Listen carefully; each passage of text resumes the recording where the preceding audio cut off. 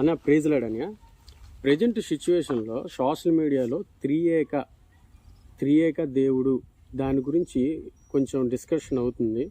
ఒక్కొక్కరు ఒక్కొక్క విధంగా చెప్తున్నారు. బైబిల్లో త్రియేక అనే పదం లేదు, కానీ త్రియేకానికి సంబంధించిన ఎలిమెంట్స్ ఉన్నాయి. కొందరేంచో ముగ్గురు ఉన్నారు అనేసి అంటారు.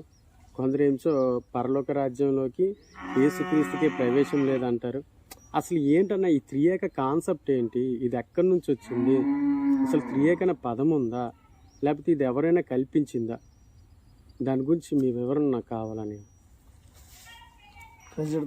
ప్రైజ్లాడని ఇప్పుడు బైబిల్లో అయితే త్రియేక అని కానీ త్రిత్వం అనే పదం కానీ లేదు. ఓకే, అపోస్తులు కూడా ఏ సందర్భంలో ఎక్కడ ఈ త్రియేక అని కానీ త్రిత్వం అని కానీ ప్రస్తావించలేదు. అపోస్తులు పరిచర్య ప్రారంభించిన ఆ తొలి దినాలలో కూడా ఎక్కడ ఈ విషయమే మాట్లాడుకునేది కూడా లేదు.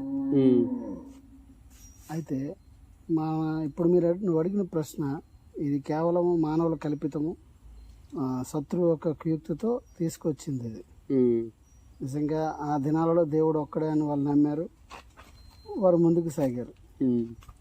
ఈరోజు కూడా బైబిల్ చెప్పిన విధంగా హెబ్రీయులకు రాసిన పత్రిక 13:8 ప్రకారంగా ఆయన నిన్న నేడు నిరంతరము యుగయుగములు ఒకటే రీతిగా ఉన్నాడు, ఆయన తప్ప వేరొక దేవుడు లేడని బైబిల్ స్పష్టంగా చెప్తూ ఉంది.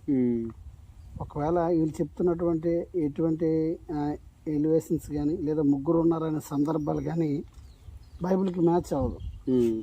అంటే చదువు ఆది కాండం నుంచి నువ్వు ప్రకటన వరకు చదవగలిగితే, అర్థం చేసుకోగలిగితే. ఇంకో విషయం ఒక్క మాటలో నీకు చెప్పాలని అంటే, ఇప్పుడున్న ఈ సోషల్ మీడియాలో వాదనలు పక్కన పెట్టి, ఆ రోజు అపోస్తులు పొందుకున్న పరిశుద్ధాత్మ ద్వారా కదా ఈ బైబిల్ అనేది రాయబడింది. ఆ రోజున్న పరిశుద్ధాత్మ ఈరోజు ఉంది కదా. ఉంది. మరి ఎందుకు ప్రజలు ఆ వాగ్దానం పొందుకునే నిమిత్తం వెనుకంజగా వేస్తున్నారు? మనుషుల మీద ఆధారపడుతున్నారు. మనుషులు ఎందుకు చూస్తూ ఉన్నారు? ఆ పరిశుద్ధాత్మను పొందుకుంటే పెంతెకొస్తే ఉన్నాడు. అపోస్తల కార్యం 2:38, 39, 40 వచనాల ప్రకారం చూసినట్లయితే ఆ వాగ్దానం మన కొరకు కూడా ఎదురు చూస్తూ ఉంది. అదే పరిశుద్ధాత్మను పొందుకుంటే ఫుల్ క్లారిటీ వస్తుంది కదా. అదే పరిశుద్ధాత్మ ద్వారా బైబిల్ రాయబడింది. ఓకే, ఈరోజు వీళ్ళు కాలేజీలు, థియాలజీలు వీటన్నిటి ద్వారా వీళ్ళు మనకి చెప్తూ ఉన్నారు. కానీ మనం ఆధారపడాల్సింది పరిశుద్ధాత్మ. పరిశుద్ధాత్మ మీద ఆధారపడితే ఈ క్రైస్తవంలో గందరగోళం అనేది ఉండదు. Okay, thank you.